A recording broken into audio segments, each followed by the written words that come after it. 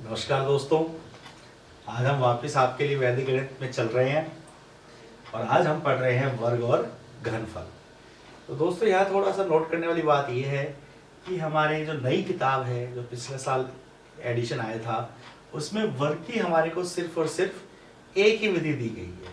लेकिन गवर्नमेंट स्कूलों में उनको एक सप्लीमेंट्री बुक भी इशू कराई थी, उसके अंदर सारी विधियाँ दी गई थी। तो हम एक बार सारी विधियों को ही पढ़ लेना, कोई दिक्कत ना आए। कहीं गवर्नमेंट ने अपनी तरफ से पूरी कोशिश करी है और बाकी पेपर वाला बनाने वाले का कुछ पता नहीं चलता है। तो दोस्तों देख लीजिए सारी विधियाँ। तो सबसे पहले जो हम पढ़ रहे हैं वर्ग, तो वर्ग के अंदर हमारे जो विधियाँ हैं वो पहली विधि है याव दुनम ताव दुनी, और इसी विधि को हम बोलते हैं निखिलम विधि। दूसरी जो वर्ग ज्ञात करने की जो विधियां है वो है उपसूत्र आनुरूपीण।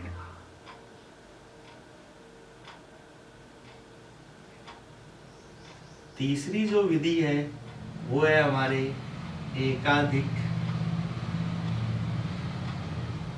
एकाधिकेन पूर्वेण द्वारा वर्ग।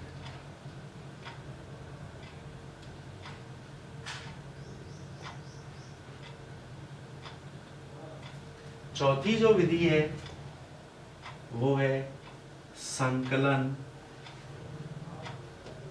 वैकलन। पांचवी जो विधि है जो हमने 9th में पढ़ी थी, द्वंद्व योग विधि द्वारा वर्ग।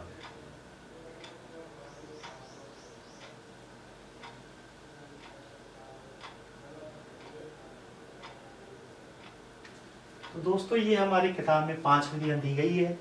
नई किताब के अंदर सिर्फ ये एक है, लेकिन उनको पूरक सप्लीमेंट्री प्रोवाइड करवा दी थी गवर्नमेंट ने, तो उनको भी सब पढ़नी पड़ी थी। तो देख लीजिए। तो सबसे पहले हम बात कर रहे हैं यावदुनम तावदुनी की। इसका दूसरा नाम क्या है? निखिलम। तो दोस्तों इसके अंदर वही सूत्र लगता है, संख्या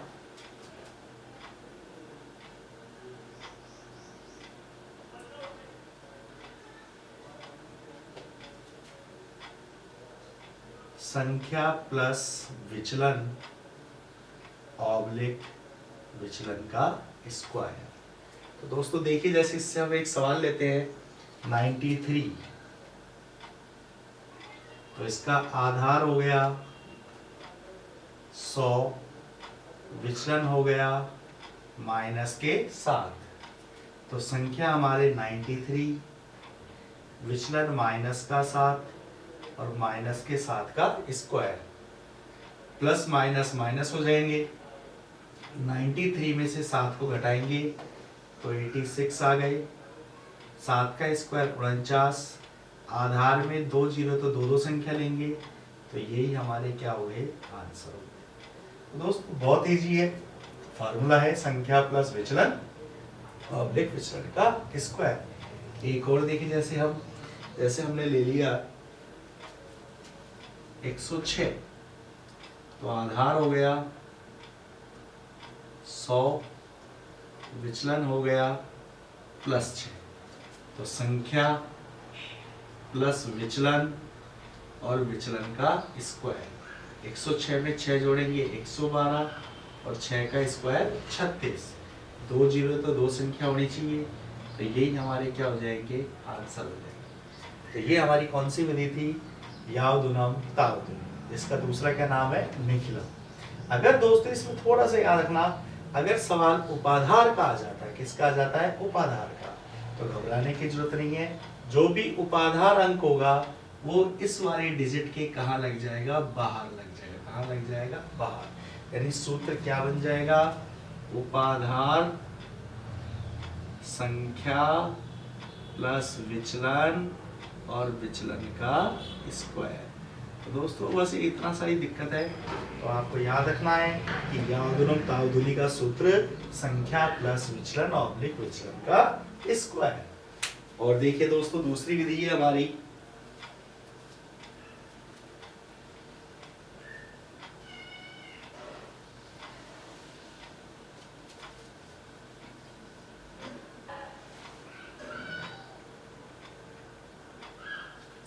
दूसरी हमारी विधि है उपसूत्र आनुरूपेण द्वारा वर्ग।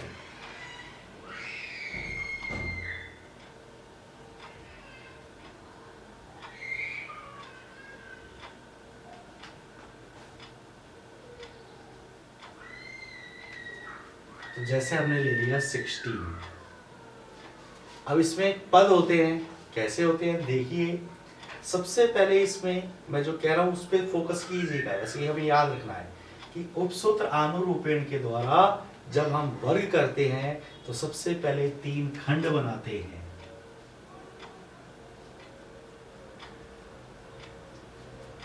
फर्स्ट खंड, पहला जो खंड है, उस पहले खंड में दहाई का वर्ग, दहाई का वर्ग, दहाई का मतलब टेंस का स्क्वायर करना है। टेंस का अंक जो है क्या है 1 है। और तीसरा जो खंड है उसमें इकाई का वर्ग यानी इकाई का स्क्वायर। अब दोस्तों दूसरा जो खंड है, इस खंड में दोनों अंकों का गुणा कर देते हैं। तो दोबारा रिपीट कर रहा हूं मैं, पहले खंड में दहाई का वर्ग, तीसरे खंड में इकाई का वर्ग, दूसरे खंड में दोनों अंकों का गुणनफल। इसको हल कर लीजिए, 1 का स्क्वायर 1, 6 एकम 6, 6 का स्क्वायर 36। दूसरे खंड में जो भी संख्या हमें प्राप्त हुई है उसको एक बार और लिख देते हैं और इनको जोड़ देते हैं।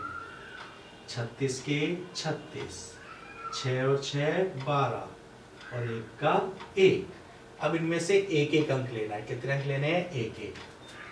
तो इसको इस प्रकार से लिख लो, इधर 2 अंक आ रहे हैं तो 1 नीचे 2 ऊपर, इधर भी 2 अंक आ रहे हैं तो 1 नीचे 1 ऊपर। तो 6 का 6, 3 और 2 कितने हो जाएंगे? 5, और 1 और 1 कितने हो गए? 2। तो इसका वर्ग कितना हो गया? 256। एक और देखिए दोस्तों, एक सवाल और लेते हैं ताकि आपको और अच्छे से क्लियर हो जाए। बहुत ही इजी विधि है।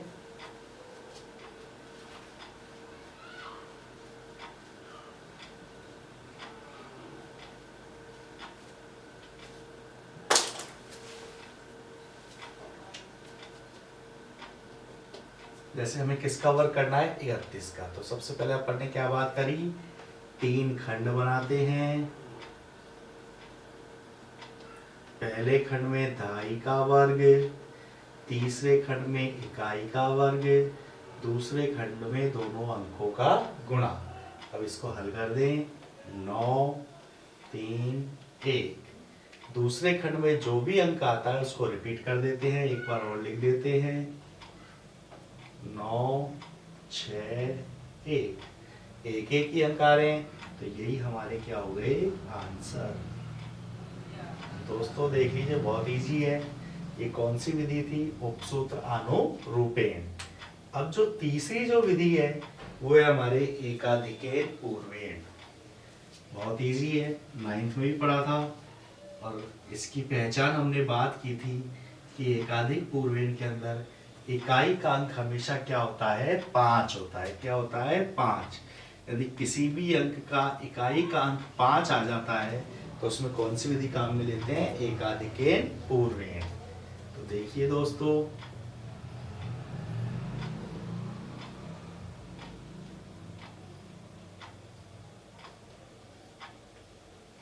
इकाई का अंक कितना आ रहा है? 5। इसलिए कौन सी विधि उपयुक्त रहेगी? एकाधिकेन पूर्वेण। एकाधिक, एक अधिक करना है। किसका अधिक करना है? दहाई का। तो दहाई कितना है? 4। तो 4 का एक अधिक क्या होता है? 5। 4 का एक अधिक क्या हो गया? 5। तो 4 को किससे गुणा कर दिया? 5। और इकाई के अंक को क्या कर देते हैं? स्क्वायर कर देते हैं। तो 5 चौक 20, 5 का स्क्वायर 25, और यही हमारे क्या हो गए? आंसर। लेकिन कई बच्चे इस प्रकार से पूछते हैं, सर इकाई और दहाई तो आपने बता दिया, अगर इसमें सैकड़ा आ जाए तो भी कोई दिक्कत नहीं है। जैसे हमने ले लिया 105, तो यहाँ इकाई तो हम किसको मानेंगे? 5 को, और दहाई किसको मानेंगे? 10 को। तो फार्मूला क्या बन गया? दहाई इंटू उसका एकाधिक। तो 10 का एकाधिक क्या होता है? 11, और 5 का स्क्वायर 25। 11 को 10 से गुणा किया और यही हमारे क्या हो गए आंसर। तो बहुत ही इजी विधि है। क्या लिखा, 2.5 अंक इंटू उसका एकाधिक इंटू इकाई का स्क्वायर। लेकिन दोस्तों हमेशा ध्यान में रखना, इस विधि को हम जब भी यूज में लेते हैं जब इकाई का अंक क्या हो 5 हो। अब हम बात करते हैं संकलन और व्यकलन की। इस संकलन और व्यकलन का एक दूसरा नाम और है इष्ट संख्या विधि। कौन सी संख्या, इष्ट संख्या। इस चीज का ध्यान में रखना कि सवाल में कई बार दे देता है इष्ट संख्या विधि के द्वारा वर्ग ज्ञात कीजिए। तो इष्ट संख्या का मतलब क्या होता है, संकलन और व्यकलन वाली विधि की बात की जा रही है। तो सबसे पहले इसमें ध्यान में रखना है ये इष्ट संख्या क्या होती है। तो जैसे हमारे को कोई भी डिजिट क्या दे दी, 23 दे दी। अब इसमें इष्ट संख्या की बात करें तो इष्ट संख्या से हमारा तात्पर्य होता है कि इकाई के अंक में जोड़ने या घटाने पर, इकाई के अंक में जोड़ने या घटाने पर ये अंक क्या बन जाए, 0 बन जाए। क्या बन जाए, 0। तो वह वो संख्या क्या कहलाती है, इष्ट संख्या कहलाती है। जैसे हमें पता है 23 में 7 को जोड़ूंगा तो कितने आ जाएंगे, 30। तो इकाई का अंक क्या हो गया, 0। तो इस 23 की इष्ट संख्या कौन सी हो सकती है, 7 भी हो सकती है। और यदि 23 में से मैं 3 को घटा दूं तो कितने बच जाएंगे, 20। इकाई का अंक क्या हो गया, 0। तो इसका इष्ट संख्या 3 भी हो सकती है। तो दोस्तों ये अब आपको के ऊपर निर्भर है कि आप सवाल को इससे करना चाहते हैं या इससे करना चाहते हो। इससे कोई भी फर्क नहीं पड़ता कि हम किससे करें, आंसर सभी से सेम आते हैं। बस ये ध्यान में रखना है इष्ट संख्या का मतलब है एक ऐसी संख्या जिसको जोड़ने या घटाने पर इकाई का अंक क्या बन जाए, 0 बन जाए। तो देखिए दोस्तों इष्ट संख्या से हम कर रहे हैं, तो हमने यहाँ इष्ट संख्या क्या ले ली, 7 ले लेते हैं। इसको 3 से भी कर देंगे ताकि आपके मन का वहम मिट जाएगा। तो इष्ट संख्या हमने क्या ले ली, 7 ले ली। तो संकलन, संकलन का मतलब होता है जोड़। तो 23 में 7 को जोड़ दो। व्यकलन, व्यकलन का मतलब होता है घटाओ। 23 में 7 को घटा दो, कर दिया संकलन व्यकलन। और जो भी हमारी इष्ट संख्या है उसके वर्ग को इसमें जोड़ दो, हल कर दें। 23 और 7 को जोड़ेंगे तो 30। 23 में से 7 घटाएंगे 16 और 7 का स्क्वायर 49। 16 को 30 से गुणा करेंगे तो 480 प्लस 49 जोड़ दें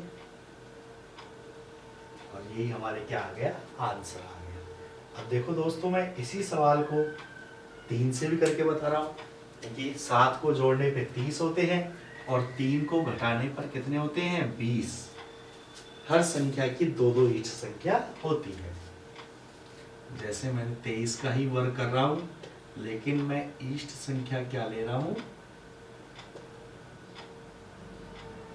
3। तो सबसे पहले संकलन, संकलन का मतलब क्या था, जोड़। तो 23 में हमने 3 को जोड़ा। व्यकलन का मतलब क्या था, घटाओ। 23 में 3 को घटाया और उसी संख्या के स्क्वायर को प्लस कर दिया। 23 में 3 जोड़ेंगे 26। 23 में से 3 घटाए 20। 3 का स्क्वायर 9। 26 को 20 से गुणा करेंगे 520 और जोड़ दिए तो कितने हो गए, 529। तो दोस्तों देख लो मैंने एक ही सवाल को दोनों संख्याओं से कर दिया है। तो ध्यान में रखें कि इष्ट संख्या का मतलब एक ऐसी संख्या जिसको जोड़ने या घटाने पर इकाई का अंक क्या हो जाए, 0 हो जाए, वही उसकी क्या कहलाती है, इष्ट संख्या कहलाती है। यहाँ 23 में 7 को जोड़ेंगे 30 बन जाएंगे, तो इकाई का अंक क्या हो जाएगा, 0। इसलिए इष्ट संख्या कितनी हो गई, 7। अगर 23 में से 3 को घटाते हैं तो कितने आते हैं, 20। इकाई का अंक क्या हो गया, 0। अतः इसकी संख्या 3 भी हम ले सकते हैं। दोस्तों हम किसी से भी कर सकते हैं, बस ध्यान में रखना है कि जो भी इष्ट संख्या होती है उसको जोड़ते हैं, घटाते हैं और इष्ट के स्क्वायर को प्लस कर देते हैं। तो ये हमारी कौन सी विधि थी, चौथी विधि थी। पांचवी विधि और देखिए दोस्तों, ये हमने 9th में पढ़ी थी। द्वंद्व योग विधि द्वारा वर्ग।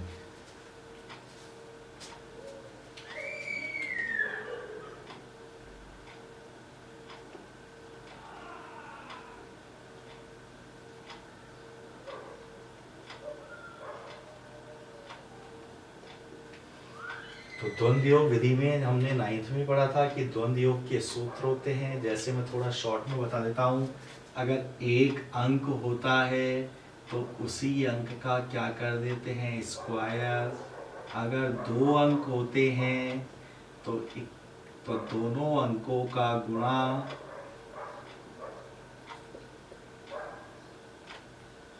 इंटू 2। अगर तीन अंक होते हैं, प्रथम अंक इंटू तृतीय अंक इंटू 2 प्लस मध्य अंक का स्क्वायर। इसी प्रकार हमने 4 अंक का भी लिखा था। अगर सवाल में 4 अंक हो, प्रथम इंटू चतुर्थ इंटू 2 प्लस द्वितीय इंटू तृतीय इंटू 2। इस प्रकार से हमने फार्मूले लिखे थे। तो अब सवाल के माध्यम से देखें जो अच्छी तरह आपको क्लियर हो जाए।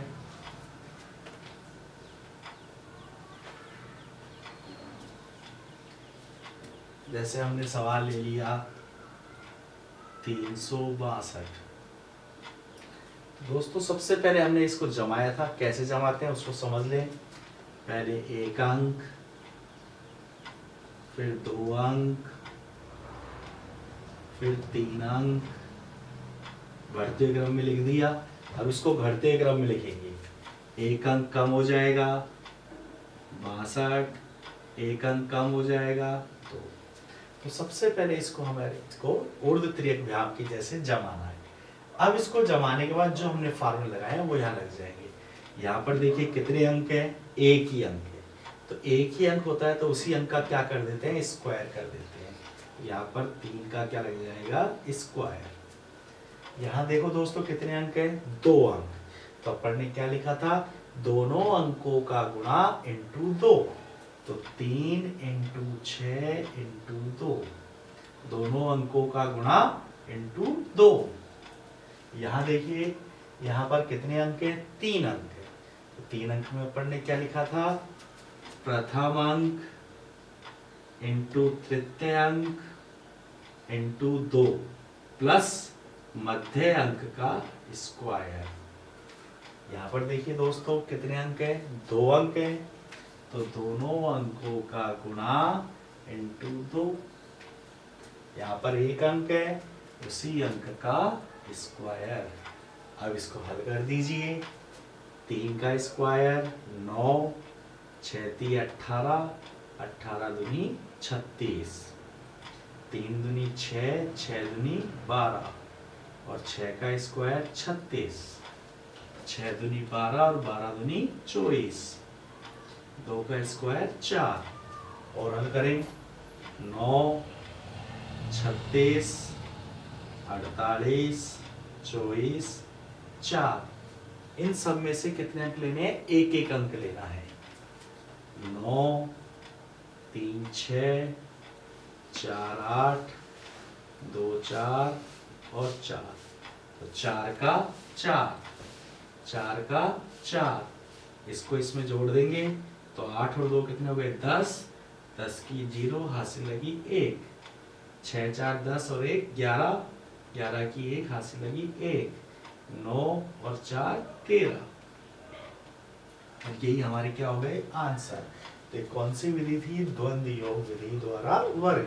सबसे पहले इसको जमाते हैं। पहले एक अंक, फिर 2 अंक, फिर 3 अंक। अगर 4 अंक होते यहाँ पर कितने आ जाते, 4 अंक।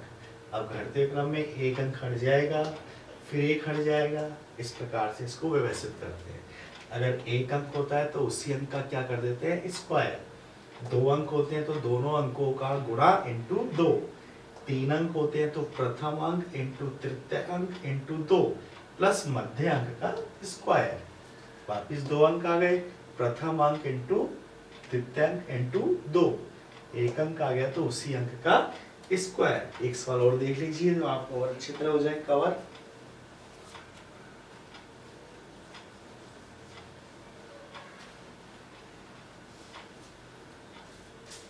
जैसे मैं 4 अंकों का ले लेता हूँ, 1 2 3 4। पहले 1 अंक, फिर 2 अंक, फिर 3 अंक, फिर 4 अंक लिख दिए बढ़ते क्रम में। अब एक एक अंक कम करो, 1 अंक हट जाएगा तो फिर 1 हट जाएगा, फिर 1 हट जाएगा। अब इसे फार्मूला लगा दो, 1 अंक आ रहा है तो उसी अंक का स्क्वायर, 2 अंक आ रहे हैं तो दोनों अंकों का गुणा इंटू 2, 3 अंक है तो पहला इंटू तृतीय इंटू 2 प्लस मध्य का स्क्वायर, 4 अंक। दोस्तों गौर से देखना, पहला इंटू चौथा इंटू 2 प्लस दूसरा इंटू तीसरा इंटू 2, वापिस 3 अंक आ गए, प्रथम इंटू तृतीय इंटू 2 प्लस मध्य का स्क्वायर, 2 अंक आ गए, दोनों अंकों का गुणा इंटू 2, 1 अंक आ गया उसी अंक का स्क्वायर। हल कर दीजिए, 1 का स्क्वायर 1, 2 दूनी 4, 4 एकम 4, 3 दूनी 6 और 6 एकम 6, 2 का स्क्वायर 4, 4 दूनी 8, 3 दूनी 6 और 6 दूनी 12, 4 दूनी 8 और 8 दूनी 16, 3 का स्क्वायर 9, 4 3 12 और 12 दूनी 24, 4 का स्क्वायर 16। और हल कर लीजिए, 1 4 10 20 25 24 16। कितने अंक लेने हैं? एक एक अंक लेने हैं, 1 4, 1 नीचे 0 ऊपर, 2 नीचे 0 ऊपर, 2 नीचे 5 ऊपर, 2 नीचे 4 ऊपर, 1 नीचे 6 ऊपर, 6 का 6, 4 और 1 5, 5 और 2 7, 2 में 0 को जोड़ा 2, 0 में 2 को जोड़ा 2, 4 और 1 5 और 1 का 1, और यही हमारी क्या हो गई? आंसर। तो दोस्तों ये विधियां किसकी थी? वर्ग की। किसकी थी? वर्ग की। तो वर्ग में हमने कौन कौन सी विधि पढ़ी? पहली विधि यावदुनम तावदुनी, दूसरी विधि उपसूत्र आनुरूपेण, तीसरी विधि हमने कौन सी पढ़ी थी? एकाधिकेन पूर्वेण, चौथी संकलन व व्यकलन, और पांचवी द्वंद्वयोग विधि द्वारा वर्ग। तो दोस्तों ये हमारे वर्ग है। निखिलम के द्वारा एक चीज और आती है, घनफल, उसको भी देख लीजिए।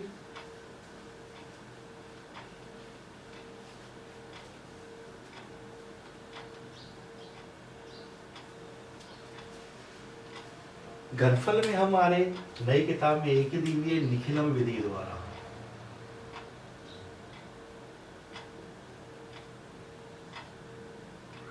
बाकी यही मोस्ट है, वो उपसूत्र आनुरूपेण द्वारा है, और एक एकाधिकन पूर्वेण है, वो इतना नहीं आती, यही आती है। तो इसका सूत्र है वो मैं लिख देता हूं, संख्या प्लस 2 इंटू विचलन,